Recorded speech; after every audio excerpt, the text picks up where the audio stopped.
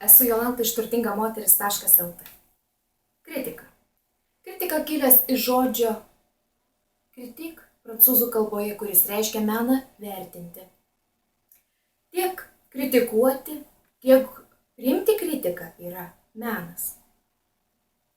Kritikos galima ir išvengti. Nieko nedaryti, nieko nesakyti ir būti niekuo. Tai ne man. Kokius jausmus išgyvenu kritikuojama priklauso nuo to, kiek svarbus žmogus mane kritikuoja.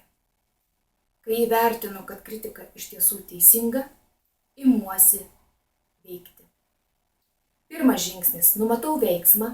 Antras žingsnis – numatau, kada aš turėčiau tuos veiksmus atlikti. Trečias žingsnis – apdovanoju save už rezultatus. Šį kartą tiek. Iki kitų susitikimų mano video. Ate.